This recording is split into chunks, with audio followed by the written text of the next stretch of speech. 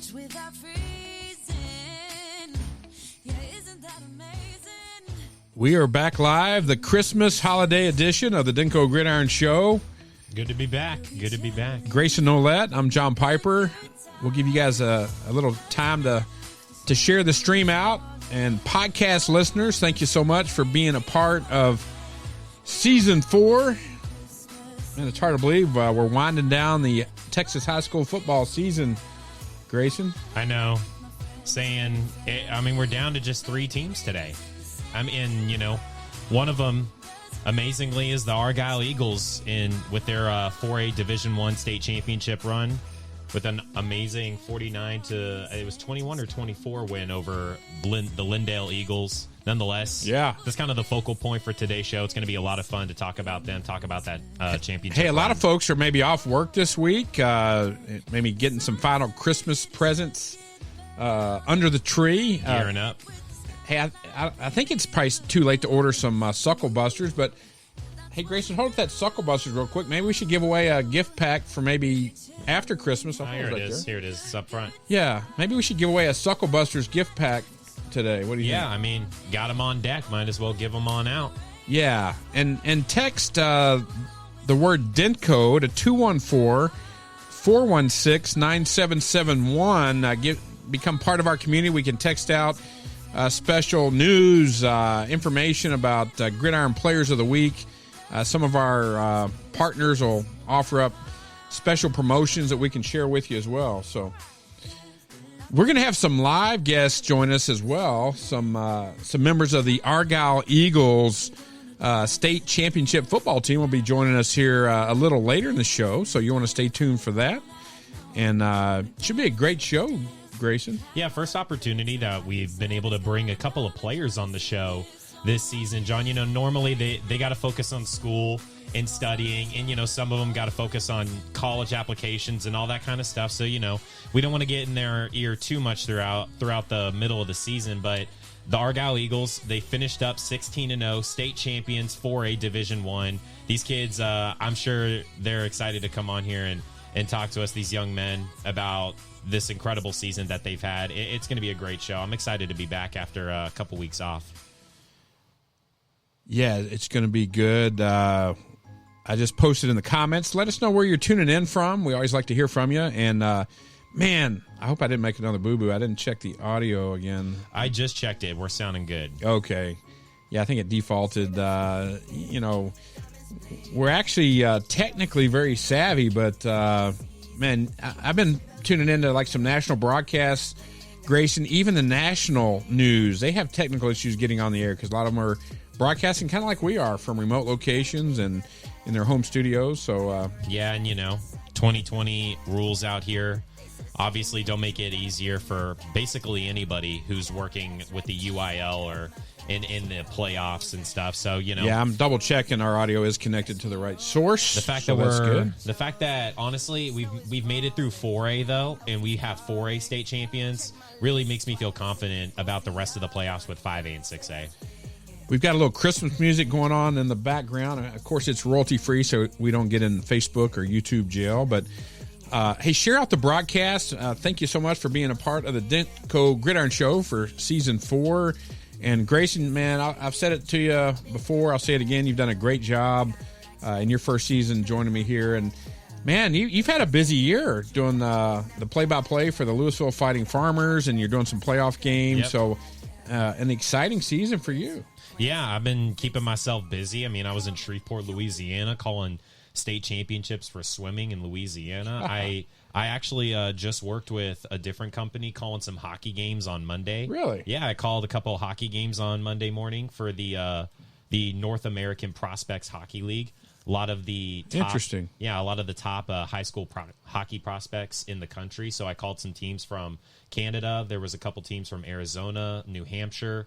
So it was a very interesting experience. But I've been keeping myself busy. And, yeah, of course, unfortunately, Louisville finished up their season in brutal fashion, a 68-0 loss. Yeah, I texted you this morning. I'm like, man, that's hard to believe because Louisville had a solid team, and to finish their final playoff game 68-0 is tough. Well, they did a great job in the first round taking down the McKinney Boyd Broncos 48-24. They looked really hungry, looked like they were in great position to be a competitive group against the Martin Warriors, and Martin just kind of proved, I think, more than anything else, that they are still in that elite category up there with Allen and Trinity and, you know, all those top historic programs that are out here. And I just think Louisville is still right on the cusp of that. But I'll tell you what, head coach Mike Odell is completely aware of that. They've got about 7 returning starters on offense, 6 on defense. So a lot of talent, a lot of young talent coming back to that team next year. Hopefully I get to stick with them and keep broadcasting them. Well, folks, we are going to hear a message from one of our sponsors, and then we'll be right back to get right into the show. Thank you for being here, and Merry Christmas. BudBartleyHomes.com is one of the area's finest home builders, locally owned and operated for over 30 years. 3 new neighborhoods to choose from: Sunset Point, a 1/3 to half-acre Lakeview lots, only a 3 to 4 minute walk to Lake Grapevine's Twin Coves Marina. Watch the Gaylord Texans summertime fireworks show from your brand new home. Low-maintenance single-story homes in Highland Village from the upper 400s, and 2-acre lots are available in Copper Canyon. BudBartleyHomes.com, they can build on your lot or theirs. Bud Bartley Homes has built homes for many of the area's top realtors and other industry professionals. We are confident the team at Bud Bartley will exceed your expectations. Take it from me, John Piper. They built my home over 15 years ago. The excitement is building at BudBartleyHomes.com. Bud Bartley Homes, make sure you go check them out at budbartleyhomes.com. John, I know they built your house years ago. They have so many different pictures on their website. They do a great job with their social media. Tons of interior real estate and market's exterior been pictures. crazy, too. A lot of people are expanding their house because they need to have 2 offices instead of 1. You know, both spouses work, things like that. But well, Grayson, let's hop right into the show and talk a little Texas high school football. Yeah, we'll have Argyle and a couple of Eagles players joining us to talk about Argyle State Championship run in the second half of the show. But for the first half, we'll go ahead and we'll talk about 6A and 5A playoff football with the Geyer Wildcats and the Ryan Raiders. So why don't we go ahead and kick it off here with Geyer, John? Yeah, you know, I do Geyer Radio along with Rick Throkill and Kyle Rogers, and you know, it's fun. I know you've done a couple games in Globe Life Park as well. Yeah. But Geyer this past week played the Arlington. Arlington right there. The Arlington, you know, it's kind of confusing. We're playing in Arlington against Arlington. The Colts. But at Globe Life Park, and a great game. It went to double overtime, and you know, Coach Webb, even though Arlington had a 5-5 record, they played some very tough teams throughout the season. And Argyle really brought it. I mean, they went toe-to-toe with Geyer, took them to overtime. Not Argyle. We got Argyle on our mind. And Geyer wins it in double overtime. Eli Stowers, we were talking to Coach Webb this morning. You know, you don't have to throw the ball a lot when you can rush for over 300 yards. And they had kind of a trifecta or a 3-headed monster in both Eli Stowers rushing for about 103 yards, B.J. Phillips, I think, for 131, and Tyon Aldridge for 124 yards. B.J. Phillips with 3 touchdowns, and Eli Stowers gets the naked bootleg at the very end. And Coach Webb said it was a special play that he put in that just he and Eli knew about, and he signaled it to him, and it worked to win the game in double overtime. Yeah, so in the first round of the playoffs, Geyer kind of blows through the Coppell Cowboys pretty easily, 52-24, doing their thing. And then they have, like you said, John, a much more difficult overtime thriller against the Arlington Colts in round 2, 38-31, the final score there. And, yeah, I think you're absolutely right, John. It's crazy to think that the Wildcats have, I don't want to say completely abandoned the passing offense. You know, of course, Grayson O'Bara has been out for a majority of this year, their number 1 wide receiver. But Eli Stowers goes just 6 of 12 through the air for 128 yards and just 1 passing touchdown, no interceptions. But it's just it was a ground and pound attack by the Wildcats that really got them this victory over Arlington. And we were talking, Grayson, before the show started, and one of those completions that went for 37 yards and a touchdown was in and out of the hands of an Arlington Colt defender right at the goal line. It goes in the hands and into the receiver.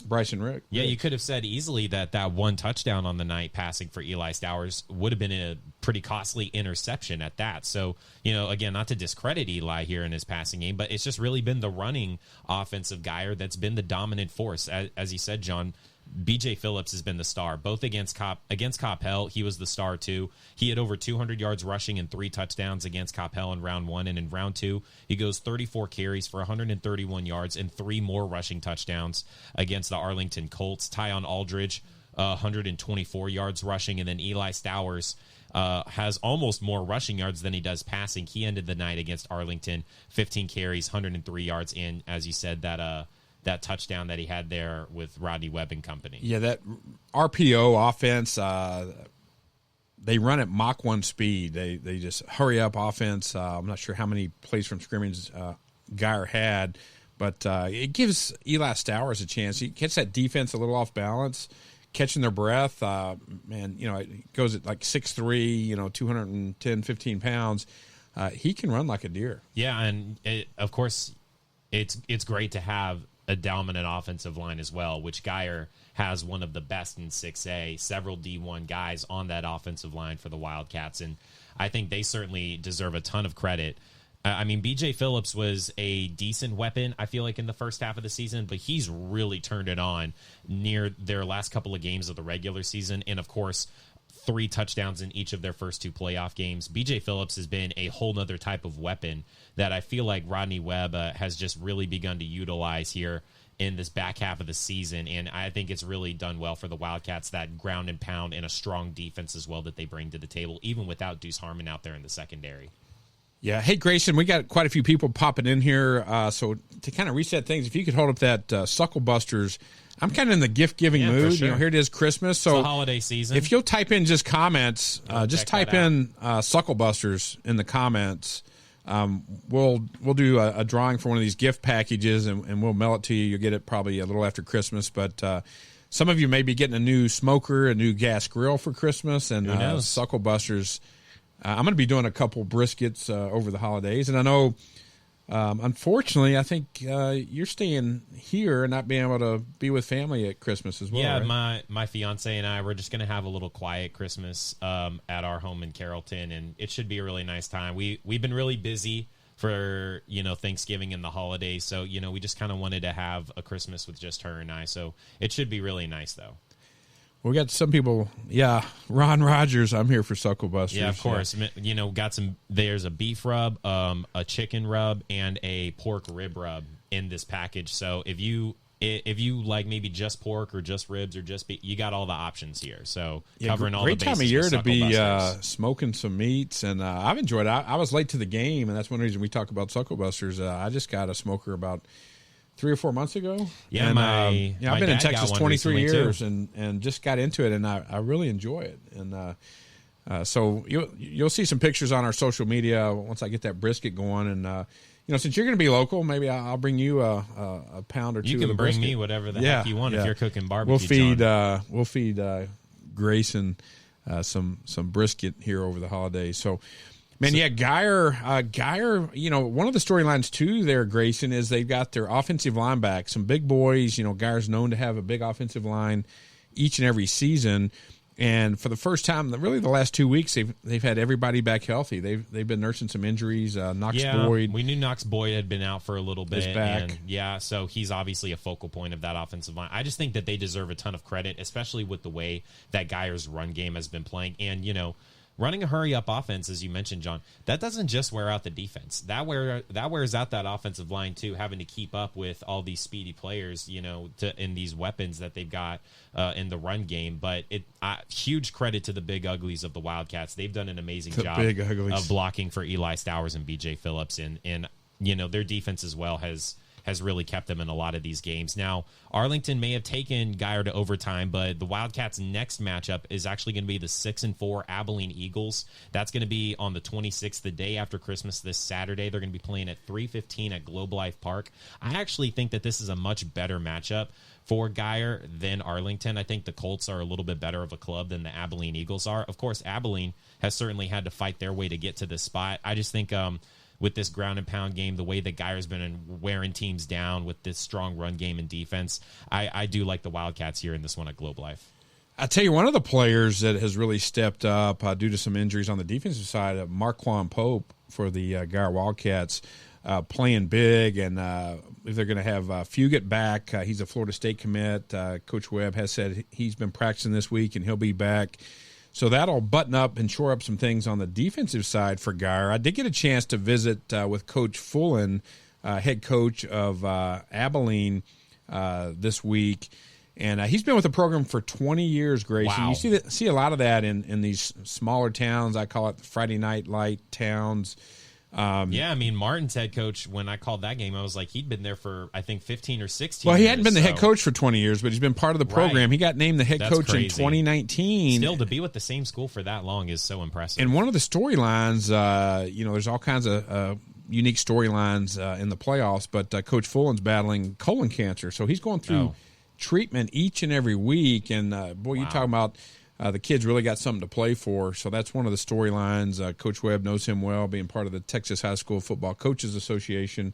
A lot of respect for Coach Fullen. And, man, I enjoyed talking to him. You could tell he says he has good days and bad days, but he's fighting through it. And something we can all take from that is to, suit up and show up and play for something bigger than yourself. Yeah, totally agree with you in that one. I mean, all the credit to him and his program. I mean, the fact that they've even gotten this deep in the playoffs is beyond impressive with those circumstances, for sure. Well, I'll tell you, one thing Abilene brings to the table is they've got like a 1-2 punch in that backfield.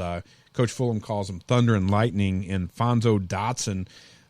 He's their leading rusher, 871 yards, averaging 6.5 yards per touch. Oof. And then DeKing Thomas, 400 yards rushing this season, averaging 5.9 yards a touch. So that's going to be tough for the Geyer Wildcats. I mean, they're going to have to, in that 3-4 defense, they're going to have to slow those guys down. Yeah, I think Abilene is obviously a great club. And as I said earlier, I mean, there's a reason why they've been able to fight this long up into this point in the playoffs. In the first round, they took down El Paso Eastwood 42-35, and then actually got in a really tough one with North Crowley in the second round 12-7. So they've really had to dogfight to stay in the postseason. And I mean, you got to think about, this is a program that in 2019 went 3-7, and in 2018 was just 5-5. So, the Abilene Eagles are already having one of their more impressive years in recent memory. And the fact that they actually have a really solid ground attack there, and I'm not saying that they can't beat Geyer. I just think that the Wildcats are the more talented club, and just with the way that both teams have a really strong run game, I think the Wildcats have a little bit more elite of a defense there, even without Deuce Harmon. I mean, they still had 2 picks in that win against Arlington, despite the fact that Deuce Harmon's not out there in the secondary. So I just think Geyer's been playing really well right now with that strategy. Yeah, good time of year to be playing well. And hey, shout out to our podcast listeners. They're not able to listen, obviously, to us live, but they'll be listening on this replay. And they might be driving somewhere on Christmas break. We'll get the podcast uploaded later today. And thank you so much for tuning in. Wherever you get your podcast, you can find us. Just search Dinko Gridiron, wherever you consume your podcast. Grayson, anything else on the Geyer Wildcats? No, good luck to them on Saturday. I hope everybody's able to enjoy time with their family on Christmas Day. Well, they got a 3:15 kickoff at Globe Life the day after Christmas against Abilene. Hope they better come to play. And, it should be a good one against the Eagles. Yeah, looking forward to that one. I'll be back on the call with Rick Throwkill, and that's a neat – actually, that stadium sets up better for football than I thought it would. I really, when I first walked in, and it was my first time seeing Globe Life Park as a football stadium, I was thinking to myself, like, man, this is really weird, because the suite that we were in was kind of at this angle towards the football field that wasn't quite right. It was still kind of sort of facing home plate like for baseball. But as time went on, because I called 2 games that afternoon, when I got into the second game, which was an Alito matchup, I was like, you know what? I'm liking this more and more the longer I sit here in this booth. And we were really close to the field, had good vision of everything, so I enjoyed myself. Yeah, I thought it'd be kind of a weird dynamic, but the field sets well inside, and the way they've brought in those bleachers, I think was pretty good for the fans. Yeah, if I've got any advice, it is not a high school stadium. That is still a professionally managed venue, Globe Life Park, so you want to make sure you get there a little early to make sure you talk to the right security people, because That's right. they're not just letting anybody in there. I'll tell you what. But still, it was fun to call football there. I do not hate it as a stadium by any stretch. Well, hey, next up, the Ryan Raiders. Yeah, you can maybe call them the Argyle of 5A, the Yeah. Ryan Raiders. I mean, both teams have been just as dominant in their respective divisions so far this year. Ryan has blown through their first two opponents in the playoffs. Round one, they took down the Bryan Adams Cougars 69-6. Was hardly even a game, to be honest with you. And then second round, they take down the College Station Cougars 52-21. They're 11-0 going into their matchup this Saturday, which they've got the Longview Lobos to look forward to now. But man, nobody's even sniffing Ryan at the moment. Yeah, 69-6. They're just blowing people completely out of the water. I mean, just dominating. They're putting in the backup. I mean, against Bryan Adams, Seth Hennigan only threw 10 passes. He completed 9 of them for over 175 yards and 3 touchdowns. They end up putting the backup, Kalen Davis, in the second half. Kalen Davis, the backup, goes 5 for 5 for 100 passing yards and another passing touchdown against Bryan Adams in the second half. Like, they're putting in the backups and they're dominating. I mean, the Raiders are just looking so good.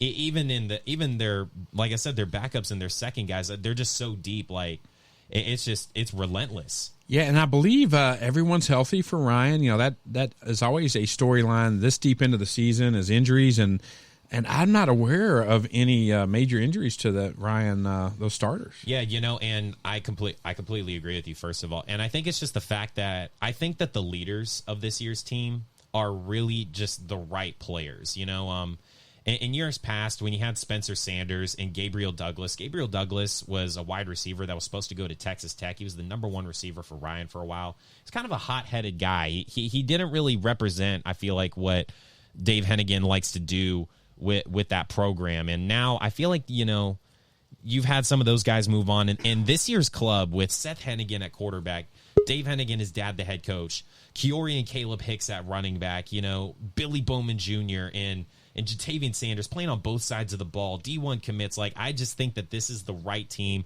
with the right makeup and the right leaders. These guys are just so focused in right now. Very, very similar to how Argyle had been all year in 4A. And much like Argyle and even the Gower Wildcats, all these kids start playing youth football together. They play middle school football together, a lot of times in the same system. So the chemistry, by the time they become juniors and seniors in high school, I mean, they know where the ball is going to be with their eyes closed. You know, some of these passing routes and things that they do offensively. Yeah, and, you know, we're talking about all these guys on offense and how they've been playing, you know, Billy Bowman Jr., Kiori Hicks, Seth Hennigan. That Ryan defense might even be better than the Raiders offense. They had 4 turnovers in the 69-6 win round 1 against Bryan Adams, also allowing less than 200 yards of total offense against the Cougars. They only allowed 90 through the air and 48 on the ground or something like that. I mean, just dominant performance by the defense in round 1. And then in round 2, they forced 3 fumbles and had 2 more interceptions in round 2 against College Station. That Raiders defense is insane as well. You know what would be fun, and we're going to talk to some Argyle players here at the end of the show live on air, so stay tuned for that. But some of these matchups, you know, we had Ryan and Geyer earlier in the year, but some of the Geyer kids were out injured, and that's always a good matchup. It'd be neat to see Argyle, maybe some preseason games, non-district games, match up with, say, Denton Ryan in the future. We'll have to ask the Argyle kids what they think about something like that. Well, I'll tell you what, those Argyle kids, I mean, after going 16-0, I don't see how you can't say yes to any matchup. You'd probably think that you could beat anybody, but, you know, no discredit to Argyle. That team has had an unbelievable year. I'm just saying, going up to 5A, I mean, the Ryan Raiders have beaten 6A teams this year. Ryan is just so stinking talented. That'd be so much fun to watch, you know, an undefeated Ryan team taking on an undefeated Argyle team, and so much talent on both squads. Like, I just, I don't know. I'd almost don't want to see it just because I feel like they're so similar for 4A and 5A. You know, let them take care of business in their respective district, but I don't know. After Argyle's gone 16-0, and it seems like Ryan's just kind of following the same path at the moment, I just don't know who's going to stop the Raiders. And number 2 ranked right now in 5A is Highland Park, and that's eventually who the Raiders are going to have to run into, it seems. But, man, it seems like... Yeah, Highland Park has knocked them off the last couple years, either in the state championship or the semifinal game.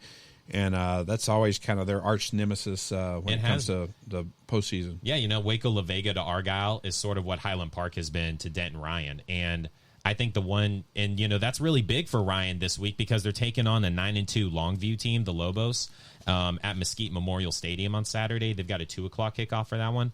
The thing about Longview is that they've actually already played Highland Park this year in the regular season, and Longview nearly beat the Scots of Highland Park. The final score in that one, I believe, was like 18-13. I mean, super close game. So Ryan may get a pretty decent look at what type of caliber team Highland Park might be this year by playing Longview, considering how close the Lobos played Highland Park earlier in the regular season. Yeah, we're featuring some Argyle Eagles this week, but next week perhaps we'll get some Denton Ryan and Gower Wildcat kids and coaches on as well. That's always now since school's out, they have an opportunity to join us here at noon. That's one of the downsides of switching to the noon hour is getting the kids and some coaches on, but that should be fun. So Ryan 11-0. I mean, they got a solid program on Saturday against Longview. I just think that they've been so dominant this year. As long as they continue to bring that same type of A game, they should be fine against the Lobos.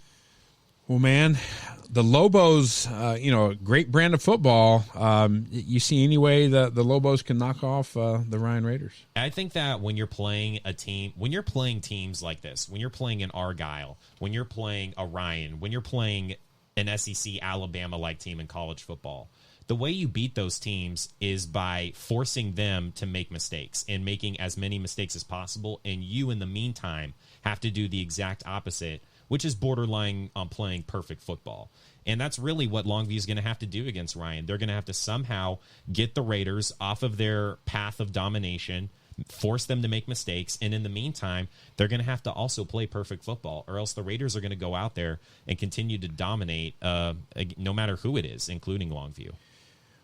Well, Grayson, why don't we reset things? Maybe we'll hear from one more of our sponsors, and then we'll get into some Argyle state championship talk, and I think we're going to have a couple of the players from that state title team join us live, virtually, of course. We're excited. But let's hear from our friends at Marty B's. They're right down the road from Argyle, yes, and sir. A great supporter of Texas high school football.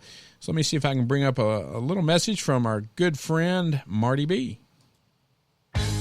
Marty, I've always enjoyed the range of menu items, whether you want to go in there for just an appetizer or a full entree. Talk to us a little bit about the selection there at Marty B's. Yeah, thank you, John. The menu was uniquely crafted with a couple things in mind, and one thing I'm most proud of is that all of our meats are hormone-free, antibiotic-free, humanely raised, and fed an all-natural diet. So it truly makes a difference in the quality and of the flavor of the food. For example, we're primarily barbecue is what we serve the largest amount of, and so all of our Tex-Mex options have smoked meats that we use to prepare those items. And then we have one of the best hamburgers you'll ever put your mouth around. All of our beef comes from 44 Farms down in Cameron, Texas. We cut our New York strip, our filet, and our ribeye in-house. And then all of the trimmings from that we fresh ground into our hamburger patty. And then we have our buns fresh baked from a bakery down in Houston. Unbelievable burger. And then, of course, the steaks speak for themselves, some of the best steaks you'll ever eat. So our menu is wide in range, but narrow in that it's just super focused on quality. So come out and enjoy salads, steaks, tacos, burgers. We have it all. Marty, anytime we have friends or family come in from out of town, we always take them to Marty B's place because it's such a great Texas experience, and everybody just loves it. So thank you so much for being part of the Dinko Gridiron Show. And make sure you guys go check out more about Marty B's and martybsplace.com. We might even go there for lunch today. I know. It's such an awesome environment. And, you and I were talking like, hey, let's go get some lunch after this. And while the commercial was playing, we're just looking at all those pictures and being like, dang, Marty B sounds good now. Hey, some of you Argyle folks or Geyer folks or whoever, Flower Mound, Marcus. Barnville's we not might that go far. down there. I say let's do it. Yeah, Barnville's not that far. It's about, 30, 25-ish minutes here from the square down in Denton, Texas. So if you live anywhere near Marty B's in Barnville, make sure you go ahead and check them out. Well, fans, one of the premier programs in all of North Texas. We've been covering for the last 4 seasons. Your Argyle Eagles, and wow, what a season! 16-0, Grayson, and just pounded people all season long. And I tuned into the state championship game on Fox Sports Southwest. Obviously, that's another neat thing. The whole state rallies around the playoffs. And they dominated the state title game as well. Yeah, so the last time that we got to take a look at Argyle, they had just won the quarterfinals against Paris. So in the semifinals, they take on the Canyon Eagles, come out in that one 37-20. C.J. Rogers, 4 passing touchdowns to 3 different guys. Jasper Lott caught 2 of them. Cole Kirkpatrick and Cash Walker each caught 1.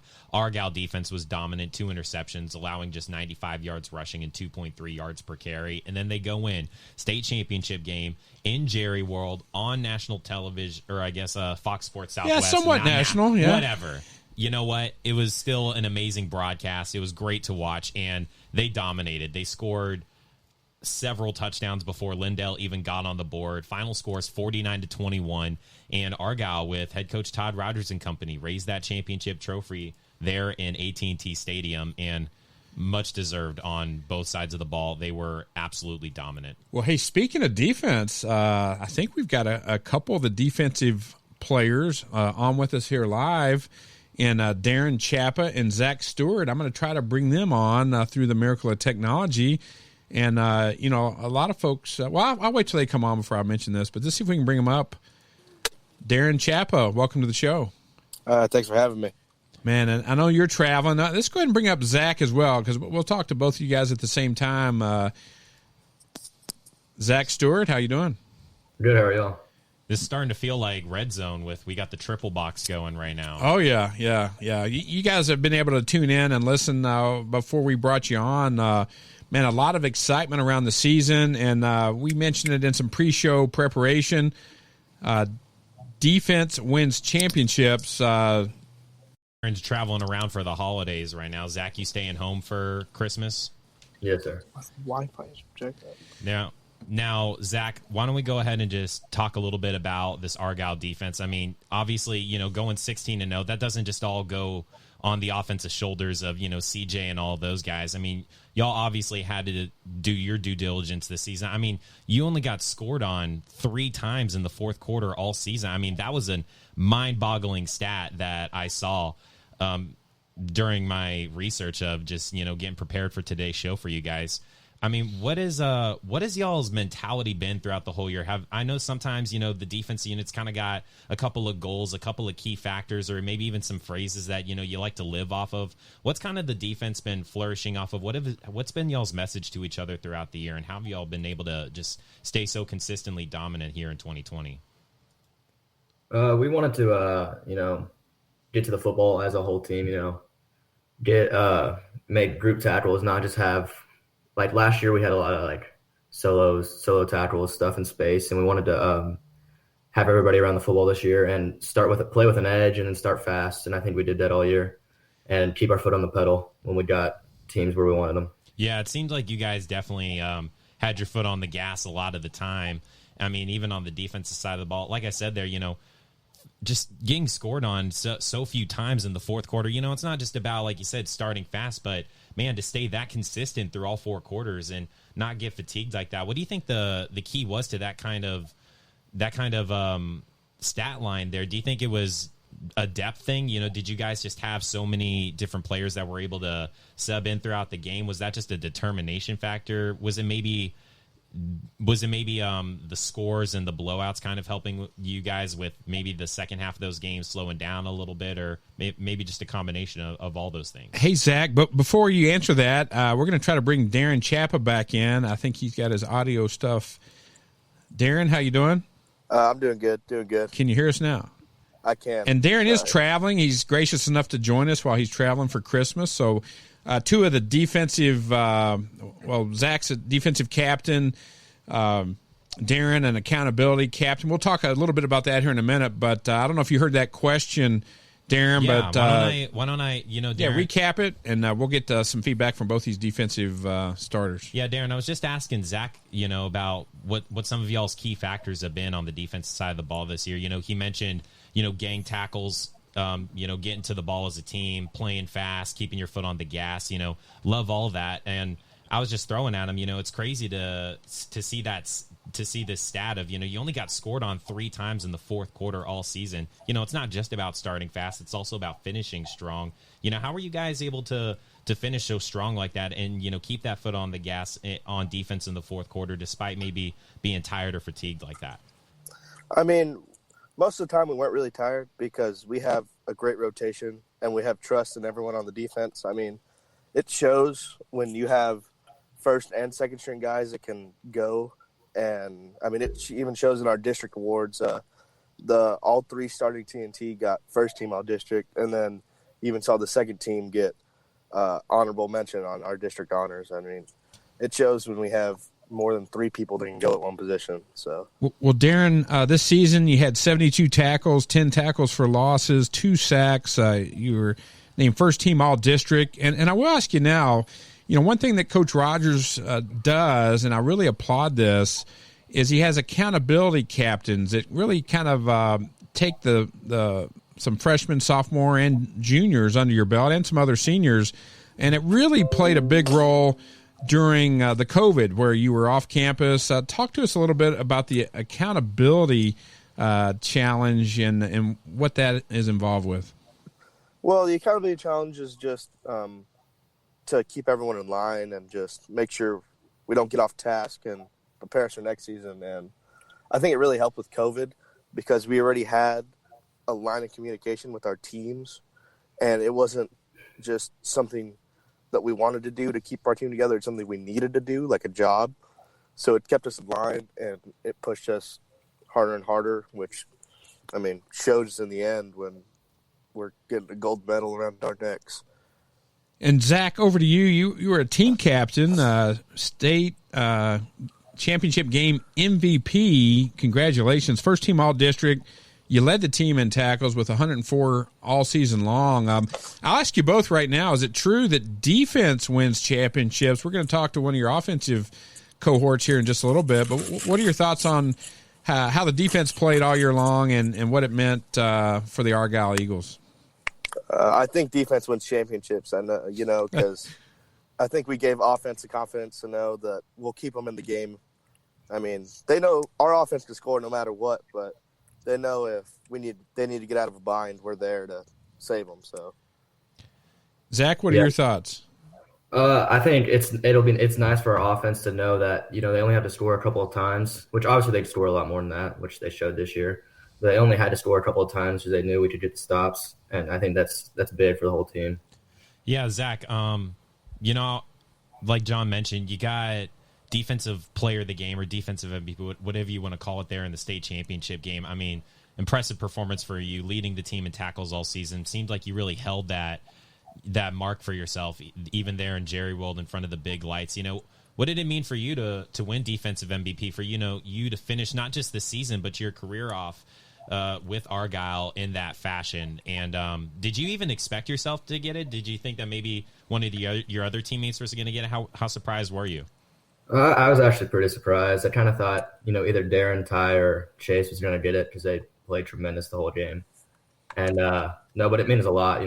My last snaps of football, my last game of football, to go out like that, it means everything to me and means everything. Yeah, you mentioned obviously you've got some opportunities to play college football, but you've decided, at least for now, to hang up as a champion, 16-0, and you're planning on enrolling at the University of Arkansas next year, and just put that same championship effort into your academics and your college career at Arkansas. Yes, sir. Yeah, that's the plan. And what do you plan on studying over there at Arkansas, Zach? Probably finance. Okay, sweet. And Darren, I saw on your Twitter, you officially signed to Hardin Simmons, the Cowboys, last Thursday, and to play at the next level. And congratulations to you on that. How was that whole experience with signing day? To have your name up there with the college banner flying, and get to sign that paper in front of all your loved ones and your coaches and such. I mean, it was really surreal. I mean, I don't think it set in until a few days ago after state. Just knowing, like, oh, wow, this is real. We're going to play at the next level. Yeah, because it kind of happened, I guess, like right in the middle of, playing and all that stuff, it kind of must have felt like a little bit of a blip there in the moment, and then, comes back to you after you see those pictures and stuff. Oh, yeah. Last week was a long week. I mean, we had Monday was my birthday. Wednesday I signed, and then Friday we won a state championship. So wow. I mean, what a way to celebrate your birthday there. Happy belated birthday, by the way. Yeah. But, So, what does it mean to you you. to be able to play at the next level, too? And, did you ever think maybe like back in, I don't know, middle school or when you're just a freshman going into that program with Argyle playing JV or what have you, did you ever think that you would have this opportunity to go the next level? Has this been a goal for you for a while now, or, did the opportunity just kind of prevent itself over recent years? I mean, well, freshman year, it was a dream, but it was just a dream because the school I was at, I had played fullback. We weren't very good and all. And then I moved to Argyle my sophomore year for football. And it just took off from there. They put me in a great position to, just tone my craft and led me to the right people and put me at the spot I am today. So help prepare you for success. Well, guys, I think we just have one or two more questions for you. I do want to ask you, and I'm sure Grayson will have a closing comment. Your defensive coordinator, Coach Lundy, how important was he in calling the right defense, setting you up for success, and then also playing for legendary Coach Todd Rogers? I'll start with you, Zach. Coach Lundy put us in the right position all year long. We go back and watch film, and he would tell us about the call he would make, and it would be like perfect for the play. And it was almost every time. And it's just great playing under his leadership, and it made everything a lot easier having someone like him and playing under Coach Rogers. Just a great coach and a great leader, and it's really fun. Good stuff. How about you, Darren? I mean, the coaches made the hard things simple for us, and I think it really helped out everyone on the team. The coaches' minds for football are just some of the best I've ever seen, and I don't know, they made the game a lot more fun and easy for us, and just it really helped in the long run. Well, guys, we want to thank y'all so much for coming on the show today. I got one more question for y'all before you go off. I played a little bit. I mean, obviously not the level y'all did. I never went 16-0 and won a state championship in Texas and Jerry World. But, I played some ball, and I know that trash talk goes on all game long, whether you're on the line or back there in the secondary. Zach, for you played defensive back, so I'm sure you were one-on-one with some receivers and stuff throughout the year. Where does more trash talk go down? Does it go down there on the line in the trenches? Or Zach, are you kind of yapping with your receiver that you're matched up with all game? Yeah, I'd say it probably comes more from the secondary. Yeah, you think so? Yeah, Yeah. Man, okay. I was just curious, I feel like in the trenches, you're just face to face with guys, right, Darren? Like, dudes we're have just got to trying be to breathe yapping and at catch you our all breath game. after every play. Hey, guys, stay with us. We weren't planning on this, but I think we're going to have a little crosstalk with one of your offensive leaders, Tito Byce, and we'll get his comment on what you guys said. It's the defense that wins championships. We'll get his thought before you guys sign off. So hang on. We're going to bring on Tito Byce to add to the crosstalk here. Tito Byce, how you doing? What's up? Good. How are you? Now, I don't know if you could hear their comments when we asked them, is it defense that wins championships? And they didn't hesitate. What are your thoughts here? I think defense wins championships. Nice. Sure. Nice answer. Hey. Nice answer. And for the audience, maybe we'll get some comments in the chat. Who has better hair going on today, Tito Byce or Zach Stewart? Put in the comments who has the best hair going on. I don't know if you can see that, Grayson, but I think they bleached it for the playoffs. And I just got mine done yesterday, so I'm back in cool. black. Oh, you went to a hairstylist and had your hair did, Darren. I'm impressed you mentioned that on the air. Oh yeah, looking good, by the way. Looking good. Hey, you got to represent, You got to do what you got to do for the W. Well, guys, but before Darren and Zach sign off, any words to Tito? That's great playing defense when you have somebody like Tito in the backfield. To score any second. Makes it a lot of fun to watch, too. It was fun Thank you, just watching 4 touchdowns in a row Yeah. at AT&T Stadium on the big board. Man, Grayson, I'll tell you one thing that I pick up on covering Argyle for a couple years now is just they're also humble. They really play as a team, as a unit. You don't see any big time in each other, and I think that's one key to your all success. Would y'all agree with that? Yes, sir. I think so. It's not a team; it's a brotherhood here. So I like that. I love to hear that. Well, Darren, man, appreciate you joining us. I know you're on the road. I don't know if you parked. It's maybe lunchtime where you're at. Zach Stewart, 2 of the 11-plus contributors on the defensive side of the ball. Hey, thank you for joining us here on the Dinko Gridiron Show, and Merry Christmas, guys. Yeah, good luck in Thank you college, for having boys. me. Thank you. Take care. Merry Christmas. Tito Byce, welcome to the show. Thank you for having me. Man, your name came up each and every week. Yeah, whether it was for, I feel like a fairly positive or maybe a slightly negative reason, we're like, well, he's on the field and he's not on the field, and he's on the field and he's not on the field. Yeah, actually, that's a good place to start. I know you're tired of hearing about it. We're not going to spend a lot of time he on the probably injury is. last year. But early in this season, I did come out to the Waco-La Vega game. I think you got just a few snaps that game.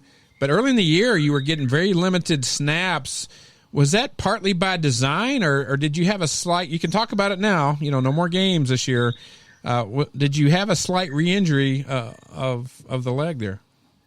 I think it was by design for sure. The coaches told me during the summer that I was going to be limited pretty much every game up until deep in the playoffs, just so we can stay safe and so I don't get hurt again. But I didn't get in the first game. I pulled my hamstring, just a slight pull. But other than that, nothing else happened. Okay, so, him and John and I really did speculate, because after that first game, we watched, you had that big run and stuff, and we're like, he's taking a break a little bit since then. So we were a little bit curious, but, obviously 16 games later, didn't make too much of a difference. But, just before we step away from the whole injury thing, can you just at least, give us a little bit of idea of what that whole journey has been like for you from suffering that injury last year to, over 12 months later, you're 16-0 and you're a state champion. I mean, what has this whole journey been like at such a young age for you? It's been a crazy ride, and it sure has taught me a lot. And it's taught me to just be positive attitude through everything through life, no matter what life throws at you. And I just have such a great family, great community, great teammates all around me to push me through everything. And I'm just super blessed. It was tough times for sure, but with such great people with me, I think it made it super easy. Well, Tito, hey, John Piper here. I heard a couple of your pregame interviews on, I think they call it the Eagles Nest. Blake and Kenny and all those guys, Andy, do a great job with your all's broadcast. And, you had that right approach. You had the, hey, whatever God gives me, whatever I can do to help my team. And, they say the cream shall rise to the top. And you were obviously a key element in that success this year. And I think a lot of the players just rallied around you. They saw the work you did in the offseason. We talked to Coach Rogers early in the year, and he talked about it. He did, just your work. I think he gained about 15 or so pounds of muscle in the offseason. You were determined, and it showed. And, man, we applaud the effort. Yeah, and applaud the patience there, too. I mean, to go through the whole season and, what was it, were you okay with putting that faith in your coaches for them to tell you, hey, you're not going to play probably this regular season. We're going to keep you slow. Wait till the playoffs. How comfortable were you with hearing that?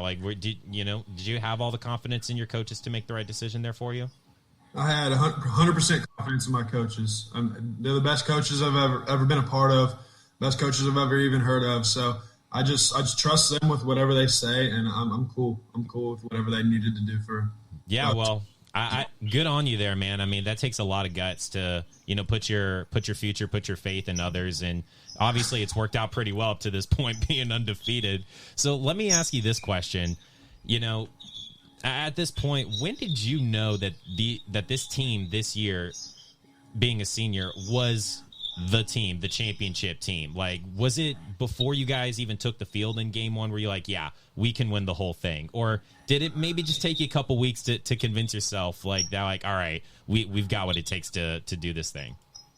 I knew since COVID, ever since we started doing those workouts with each other at home, and we had that locker room, I knew with how hard we were working and with just how good we played in the previous season, and just I knew we were going to get better. I knew during COVID that we were going to be a 16-0 state championship type of team. That's crazy. There are a lot of teams, Tito, that, COVID probably threw them a curveball or a wrinkle that they didn't respond well from. So that's good that you knew right from the start just the cohesiveness of the Argyle Eagles. And part of that, I don't know if you heard us talking earlier to both Zach and Darren about that accountability challenge and the leadership that really played a big role off the field this season. That accountability challenge, I think, is one of the best things that the coaches have ever put into our program. I mean, they give us freedom to pick whoever we want. It's like an NFL draft. We pick whoever we want on our teams, and we go down the line until everyone's on the team.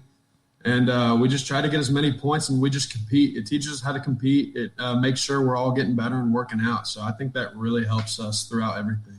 You know, Tito, with you being a senior, in years past, you were kind of a part of some of those losses to Waco La Vega, I'm presuming, and, them kind of being that thorn in your side in years past. But this year, earlier on in the playoffs, you finally got that monkey off your back. You guys took them down and, continued to stay undefeated and go on your championship run. What did that mean for you in the program to, take care of La Vega like that early on in the playoffs in the fashion that y'all did here in 2020?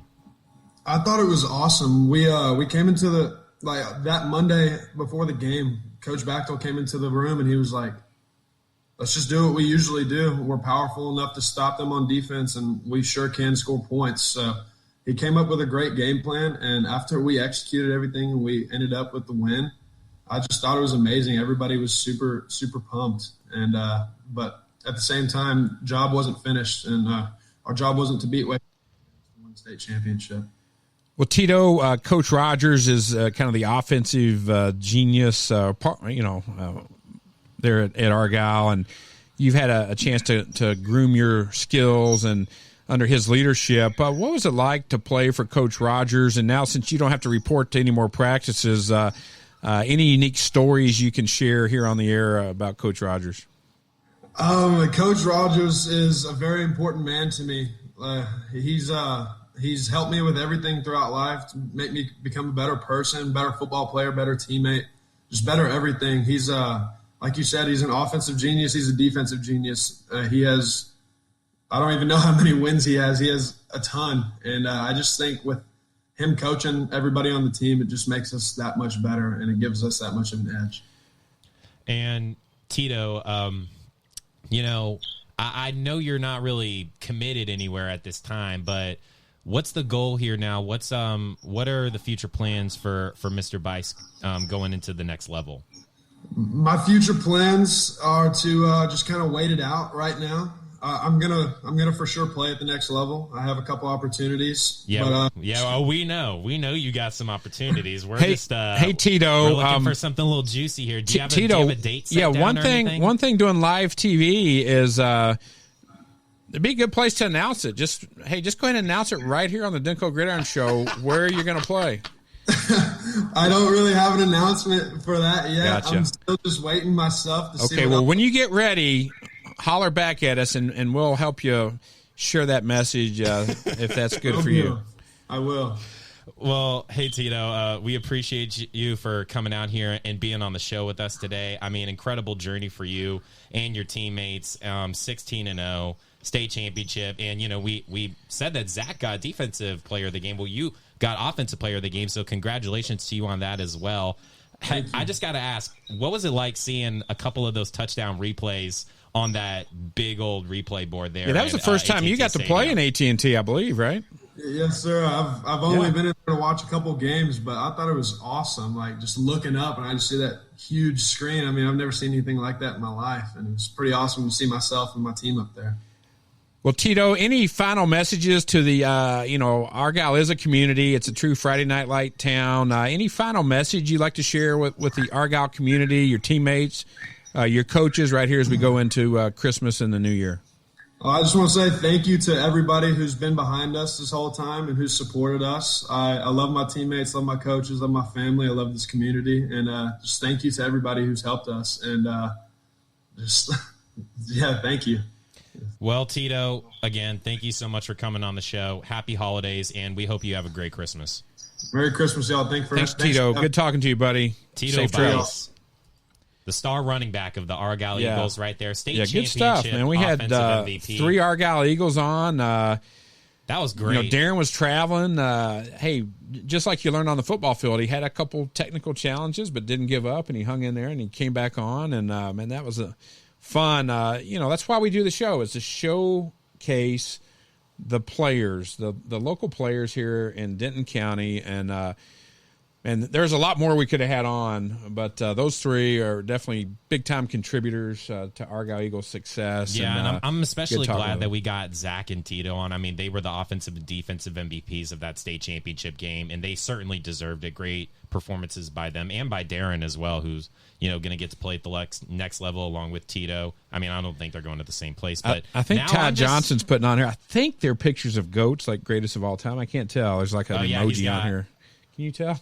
I think that's what that is. I'm not sure, but Margie Campbell, Tito and she was on here all Byce. year long. Wonderful team. That's right, Margie. Thank you for being a part of the show. So, really, each and every week for I think the last 4 years, I believe, if my memory serves me right. So that was awesome. So according to 24/7 Sports, Tito Byce currently has Georgetown, Incarnate Word, Navy, Arkansas, and Colorado as some of the schools that are interested in him. So we're not sure. I believe he's got official offers from Georgetown. Yeah, he'll find the right fit. And that's what I Navy. tell any kid is, hey, find the right fit for you academically, Agreed. athletically.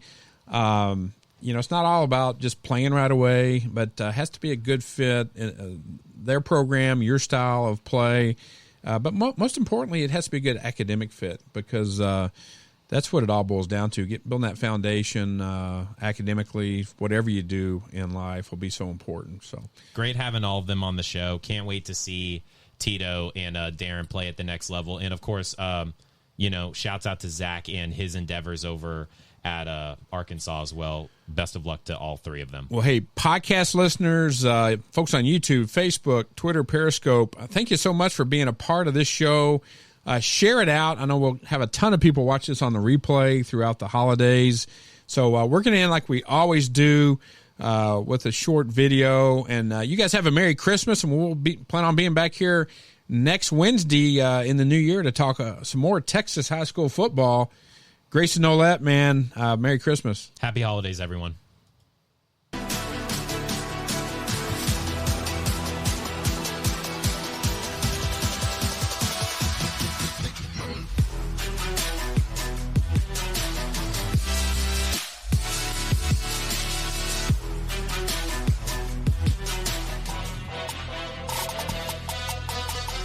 Hey, I'm Mike Ducey from Fox 4. Make sure to tune in to the Denko Gridiron Show.